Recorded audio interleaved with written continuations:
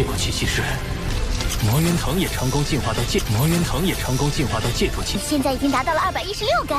当初主人培育的魔云藤到戒不朽，突破成为不朽神灵，都无法融合。难道藤柱？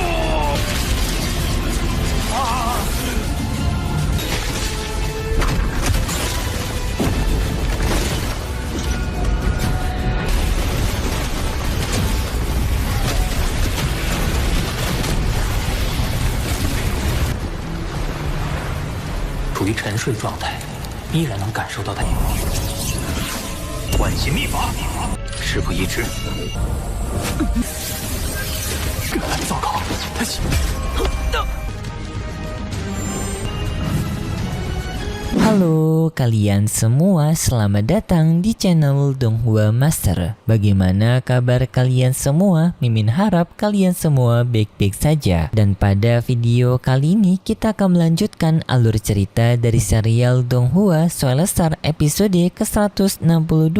Dan sebelum kita masuk ke cerita terbaru, mari kita sedikit mengingat cerita sebelumnya, yang dimana pada cerita sebelumnya Lo Feng mendapatkan peningkatan kekuatan setelah sebelumnya mempelajari tablet kuno dari ras tanduk emas yang memberikan peningkatan kepada dua tubuhnya Lo Feng, yaitu monster tanduk emas dan juga klan Mosha yang menerobos ke ranah dari penguasa sektor, yang juga memberikan dunia internal kepada Lo Feng, yaitu sebuah dunia yang bisa didapatkan jika telah menerobos ke ranah dari penguasa sektor. Dan singkat cerita, Lo Feng juga telah berhasil menghatamkan dari tablet kuno tersebut, yang membuat Lo Feng telah diakui oleh para penduduk dari ras tanduk emas, dan mereka semua mulai suka kepada Lo Feng, terkecuali Bai Chu yang merupakan saudaranya Bai Cheng, karena ia yang sudah tidak percaya dengan ras manusia. Dan juga Lo Feng ingin kembali ke planet bumi, tetapi di saat itu Penetua Kabu mengajak kepada Lo Feng untuk pergi ke tempat dari monumen patung monster tanduk emas, mana Lo Feng tertarik untuk melihatnya. Dan Lo Feng tertarik melihat patung tersebut dan menganalisisnya dengan patung kecilnya, yang dari informasi analisis tersebut Lo Feng menyadari monumen kecil dan juga monumen besar dari monster tersebut ternyata dibentuk oleh satu ras manusia yang sama yang diduga sebagai ras manusia super. Tetapi di saat itu Lo Feng tiba-tiba saja malah mendapatkan serangan dari Bai Chu, yang untungnya setelah itu para penjaga dari benua Swallow dan juga Dylan datang menolong Lo Feng, dan itu merupakan inti cerita pada cerita sebelumnya. Kalau gitu pun sekarang langsung saja kita masuk ke bagian cerita terbaru. Cerita ini berlanjut dengan diperlihatkan Bai Chu yang berada di tahanan dari para pasukan penjaga dari ras monster tanduk emas, yang di sana tampak Bai Chu dengan kesal mengatakan bahwasannya ia tidak akan bersedia untuk menjadi budak dari ras manusia, dan ia meminta kesempatan kepada para penjaga ras tanduk emas untuk membiarkan dirinya melawan Lo Feng, dan dirinya akan menanggung semua konsekuensi yang ia dapatkan.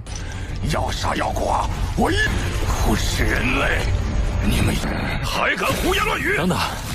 Tetapi para penjaga itu tidak mau karena menganggap perkataan dari Bai Chu yang merupakan omong kosong. Lo Feng pun dengan segera menenangkan mereka semua dan berbicara kepada Bai Chu. Di sini Lo Feng tidak akan menyalahkan Bai Chu atas tindakan Bai Chu yang mencoba untuk menyerang dirinya, karena Lo Feng tahu alasan Bai Chu menyerang dirinya adalah untuk melindungi klan dari tanduk emas. Lo Feng memahami hal tersebut, dan di sini Lo Feng justru mengajak kepada Bai Chu untuk memanfaatkan kekuatan Bai Chu ke jalan yang lebih baik untuk benar-benar melindungi rasnya dari ancaman yang serius seperti para monster dan juga ras dari monster Zerg. Serta Lo Feng menenangkan kepada Bai Chu bahwasanya dirinya tidak akan menghabisi Bai Chu, dan setelah itu pun para penjaga di sana membawa Bai Chu pergi. Sedangkan untuk Dylan yang meminta maaf kepada Lo Feng karena dirinya telah terlambat untuk melindungi Lo Feng. Lo Feng menenangkan kepada Dylan semuanya baik-baik saja, dan Lo Feng juga meminta kepada Dylan untuk memberikan dirinya waktu karena dirinya masih ingin memahami ukiran monster yang berada di hadapannya. Dylan memahami hal tersebut, dan kali ini Dylan memutuskan untuk menjaga Lo Feng secara langsung dengan ia membuat dinding pelindungan, dan di luar terlihat ternyata adanya Penetua Kabu, dan ternyata Penetua Kabu inilah yang merupakan pengkhianat yang berpihak kepada monster Zerg, dan kedatangan dari Penetua Kabu kali ini berniat untuk menghabisi Lo Feng. Tetapi karena Lo Feng sekarang telah dijaga oleh Dylan secara langsung, membuat Kabu tidak memiliki kesempatan untuk bisa mendekati Lo Feng apalagi menghabisinya. Jadinya Pun Kabu memutuskan untuk membatalkan misi ini dan akan melaporkan hal ini kepada bosnya yaitu ras Monster Zerg. Lalu Pun Lo Feng melanjutkan penganalisis dari ukiran di sana yang pada saat ini Lo Feng telah memahami bahwasanya ukiran kecil dan juga ukiran besar memiliki struktur yang berbeda, yang dimana ukiran kecil memiliki kualitas tinggi sedangkan ukiran besar memiliki pola yang memiliki kualitas rendah. Artinya ukiran Lo Feng yang kecil lebih berharga daripada ukiran yang besar ini. Tetapi Lo Feng juga masih tertarik dengan ukiran besar ini karena ukiran besar ini memiliki pola-pola simbol yang mengandung kekuatan dari hukum asal. 本领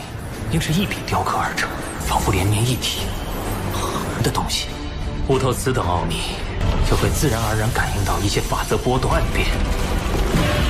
Dan Lo Feng ingin memahami hukum asal tersebut, yaitu dengan Lo Feng yang menggunakan tubuh dari monster tanduk emasnya untuk mengukir ulang ukiran yang besar menggunakan teknik cakaran dari monster tanduk emas. Sedangkan untuk tubuh klan Mosha, ia akan mencoba untuk menganalisis lebih dalam dari ukiran monumen yang kecil. Singkat cerita, monster tanduk emas telah melakukan ukiran tersebut dengan jumlah yang sangat banyak, bahkan sampai jutaan kali. Dan singkat cerita, monster tanduk emas telah berhasil membuat ukiran yang sangat mirip dengan ukiran yang berada di luar, membuat ukiran itu mengeluarkan energi hukum asal, yang dimana hal itu memberikan teknik baru kepada monster tanduk emas, yaitu cakaran Raja Monster, yang dimana teknik ini merupakan teknik yang dimiliki oleh ukiran monster besar, yang intinya memberikan teknik baru kepada monster tanduk emas dengan daya rusak yang sangat tinggi. Hal ini membuat Lo Feng merasa puas, dan Lo Feng pun sekarang lanjut dalam metode pelatihannya untuk mempersiapkan berhadapan dengan monster Zerg, yaitu Lo Feng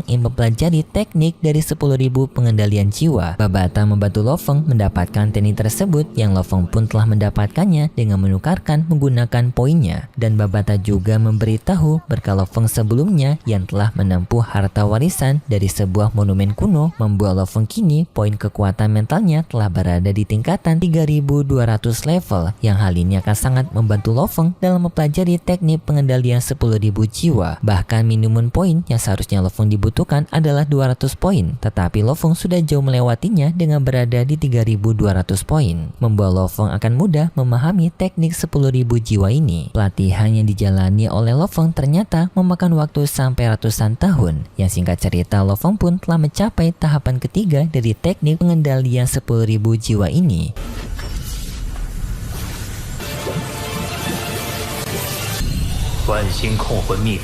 Yang membuat Lo Feng pun telah merasa siap untuk pergi ke bumi dan mengendalikan monster Zerg. Dan kemudian pun Lo Feng menaiki pesawat meteoritnya untuk kembali ke planet bumi, yang di tengah perjalanan itu juga Lo Feng masih melakukan pelatihan dengan Rota Rebing Cloud-nya, yang singkat cerita pelatihan itu membuahkan hasil dengan Rota Rebing Cloud menerobos ranah dari Master Domain. 魔元藤也成功进化到戒主期，现在已经达到了216杆。 membuat peningkatan kepada Rota Rebing Cloud dan juga memberikan model baru kepada armornya Lo Feng dengan berwarna hitam. Dan bagi yang bertanya, armor bersayap yang pernah diperlihatkan pada bagian PV itu ternyata merupakan ranah dari Rota Rebing Cloud yang berada di ranah dari penguasa sektor. Jadi masih menunggu ke ranah tersebut untuk bisa melihat armor barunya Lo Feng yang beneran. Tidak hanya Rota Rebing Cloud, tetapi Lo Feng juga meningkatkan monster tanduk emas, yaitu dengan Lo Feng memberikan makan tubuh tanduk emasnya menggunakan kristal darah yang sebelumnya telah ia dapatkan waktu mengunjungi benua Sueluo alias pada bagian The Movie. Monster tanduk emas pun dengan segera mengonsumsi kristal darah tersebut, yang seketika memberikan peningkatan kepada kekuatan tanduk emasnya Lo Feng yang mengakibatkan tubuh Lo Feng kesakitan.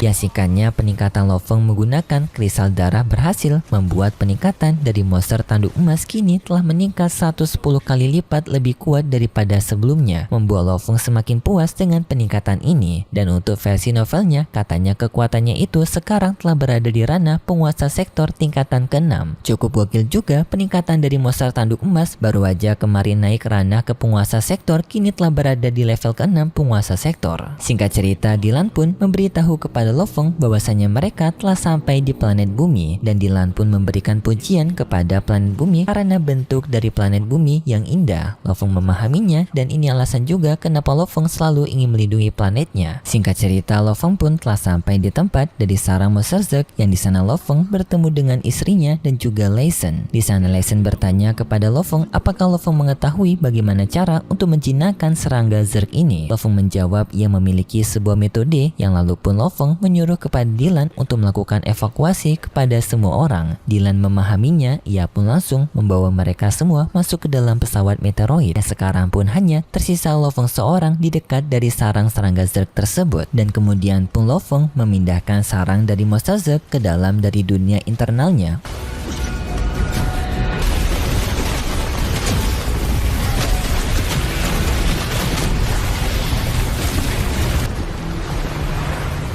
Untuk bisa mengamankan secara penuh dan mencegah ratu dari Monster Zerg ini kabur. Setelah memasuki dunia internalnya Lo Feng pun mulai melakukan metode pengendalian 10.000 jiwa kepada ratu dari serangga Monster Zerg. Di sini Lo Feng sudah merasakan bahwasanya ratu dari serangga Monster Zerg ini memiliki kekuatan mental yang sangat kuat walaupun ia sekarang sedang dinonaktifkan ataupun tertidur. Dan untuk berjaga-jaga, Lo Feng pun dengan serius menggunakan tubuh dari tanduk emasnya untuk menggunakan teknik dari pengendalian 10.000 jiwanya. Yang setelah itu Lo Feng pun seketika masuk ke dalam kesadaran dari sang ratu Monster Zerg. Lo Feng yang telah berada di dalam kesadaran tersebut berniat untuk langsung mengambil alih kesadaran dari sang ratu itu, tetapi tak disangka sang ratu Zerg itu dapat melawan balik dengan mencoba untuk menyerang mentalnya Lo Feng. Seketika pun membuat kekuatan mentalnya Lo Feng tidak stabil, dan malah Lo Feng yang malah mendapatkan serangan pengendalian jiwa. Yang di sana Lo Feng seketika mendapatkan serangan mental, dengan Lo Feng yang mendapatkan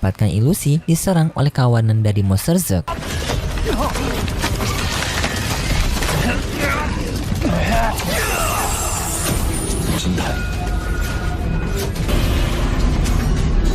Untungnya di sini Lo Feng bisa menangani hal tersebut dengan menggunakan kekuatan dari monster tanduk emasnya, yang membuat Lo Feng pun bisa terbebas dari pengaruh sang ratu Zerg. Dan setelah itu pun juga tampak sang ratu dari Monster Zerg terbangun dari sarangnya mendekati Lo Feng. Dan ternyata sekarang sang ratu Zerg itu telah berada di bawah kendalinya Lo Feng berkat teknik 10.000 pengendalian jiwanya Lo Feng, membuat sang ratu Zerg itu langsung memberikan hormat kepada Lo Feng. Lo Feng pun bertanya kepada sang ratu Zerg apakah ia memiliki nama. Ratu Zerg itu menjawab dirinya memiliki nama dengan sebutan Alina. Lalu Lo Feng mengatakan kepada Alina tujuan dirinya membangkitkan Alina untuk membantu Lo Feng menghadapi rasnya sendiri, yaitu ras Zerg. Dan Lo Feng bertanya apakah Alina akan bersedia. Alina pun menjawab karena Lo Feng merupakan tuannya, maka ia akan mematuhi perintah tersebut. Lo Feng yang mendengar itu merasa puas karena teknik pengendalian 10.000 jiwanya telah berhasil mempengaruhi Alina. Di sana pun Lo Feng bertanya apakah Alina bisa untuk mencapai ranah dari Immortal Realm, tetapi Alina menjawab hal itu akan membutuhkan waktu yang sangat lama, dan Alina menyarankan kepada Lo Feng untuk menggunakan metode lain sebagai pertahanan, yaitu menggunakan pasukan Zerg. Yang Alina sendiri menjelaskan pasukan Zerg terbagi menjadi 3, yaitu pertahanan, kekuatan, dan satunya lagi merupakan gabungan dari pertahanan serta kekuatan. Sekaligus model ketiga ini merupakan model terkuat yang dapat dibentuk oleh Alina. Lo Feng pun sangat tertarik dengan model ketiga ini. Alina meneruskan jika Lo Feng tertarik dengan model ketiga ini, maka Alina bisa memberikannya kepada Lo Feng, tetapi dengan bayaran berupa batu luar angkasa sebagai bahan baku pembuatan pasukan Monster Zerg ini. Tetapi karena kristal luar angkasa yang sangat mahal, Alina memiliki jalan alternatif, yaitu dengan menggunakan rosokan luar angkasa, atau bahkan jika bisa menggunakan mayat dari tubuh Monster Zerg lainnya yang dapat didaur ulang oleh Alina untuk membentuk pasukan Zerg yang baru. Lo Feng yang mendengar itu pun jadi tertarik dengan metode itu karena Lo Feng memiliki koneksi kepada Universe Corporation untuk menyediakan apa yang dibutuhkan Lo Feng, yaitu tubuh mayat dari Monster Zerg sebagai bahan bakunya. Dan setelah itu pun Lo Feng keluar dari dunia internalnya, dan di sana Lo Feng bertemu kembali dengan istrinya serta Lei Sen, memberitahu kepada mereka semua kalau sekarang Monster Zerg telah berhasil dijinakkan oleh Lo Feng. Hal ini pun membuat Shu Xin merasa senang dan ingin mengajak kepada Lo Feng untuk berjalan-jalan berkeliling kota mengenang masa muda kepada mereka sewaktu mereka masih remaja. Lo Feng dengan senang hati menerima tawaran tersebut. Dan setelah itu pun mereka berdua berjalan-jalan, tetapi ceritanya juga bersambung setelah itu. Kalau gitu pun terima kasih buat kalian semua yang sudah menonton video ini sampai akhir. Jika kalian suka dengan video kali ini, bisa beri like serta subscribe dan sampai jumpa di video selanjutnya. See ya!